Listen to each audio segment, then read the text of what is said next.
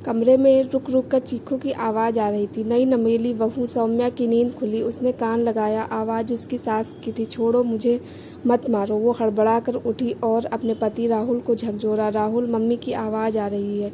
पापा उन्हें मार रहे हैं शायद। राहुल ने तकिया ओढ़ते हुए कहा। यार तू क्यों बीच में पड़ रही है? ये उनका आपसी मामला है। सौम्या की आंखें भर आई। तुम्हारी माँ की चीखें तुम्हारे लिए आपसी मामला है? सौम्या गुस्से में चिल्लाई। तो ठीक है राहुल, आज एक बहू वो करेगी जो एक बेटा नहीं कर सका। वो नंगे पांव दौड़ती हुई गई। कमरे का दरवाज़ा धक्का मार कर खोला और जो देखा उसे देखकर सांसें रुक गई। ससुर अपनी पत्नी की गर्दन दबाए हुए थे। पापा जी, क्या कर रहे हैं आप?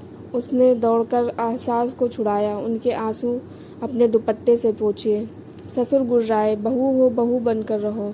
ये मेरे और मेरे औरत के बीच का मामला है। सौम्या की आंखों में अब डर नहीं था, आग थी। औरत औरत नहीं, वो अब आपकी पत्नी है, इंसान है, कोई पंचिंग बैग नहीं।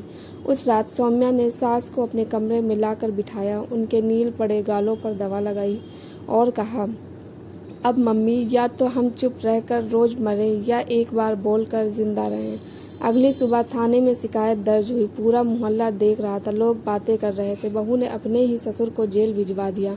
राहुल चिल्लाया, तूने मेरे बाप को अंदर करवा दिया। सौम्या मुस्कुराई, क्योंकि तुम्हारे बाप ने किसी की माँ को हर रोज मारा। और बेटा, मैं बहू हूँ पर अबला नहीं। मैं चुप रहती तो कल मेरी बारी होती। कोर्ट में गवाही चल रही थी। सास की आवाज़ काँप रही थी। मैं सालों से सहती आई हूँ क्योंकि मुझे सिखाया गया था कि चुप रहो, पति ही भगवान होता है। पीछे सौम्या खड़ी थी, आंखों में आंसू नहीं आग थी। और तभी राहुल कोर्ट से सौम्या को पकड़कर खींचता हुआ बाहर लेकर जाता है और चीखने लगता है, क्या साबित करना चाहती हो तुम? मेरे बाप को जेल भिजवाया है, अब क्या चाहती हो?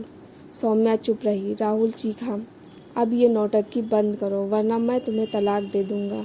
भीड़ सन्न थी। सास कांप गई और सौम्या ने एक कदम आगे बढ़ाकर कहा, तलाक दे दो, लेकिन सुन लो राहुल, तुम्हारा रिश्ता मेरे लिए अब सिर्फ एक बंधन नहीं, एक जंजीर बन चुका है।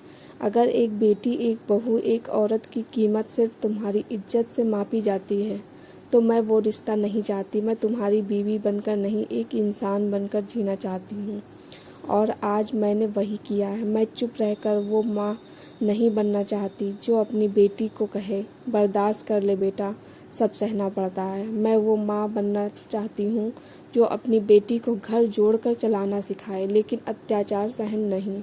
अगर कोई तुम्हारे ऊपर अत्याचार करे, अगर कोई तुझे मारे, तो पलटकर कानून का दरवाज़ा खटखटाना। मैंने आज एक औरत को इंसाफ दिलाया है और अगर इसके लिए मुझे रिश्ता तोड़ना पड़े तो टूट जाए। राहुल स्तब्ध था। सास की आंखों में आंसू बह निकले, लेकिन इस बार ये डर के नहीं, गर्व के आंसू थे। मैं इस कहानी के अंत में बस इतना ही कहूँगी कि अगर थोड़ा सा बर्दाश्त करने के से रिश्ता चलता है तो बेशक चलाएं, लेकिन आपके ऊपर अत्याचार होता है तो आवाज़ अवश्य उठाएं। धन्यवाद दोस्तों।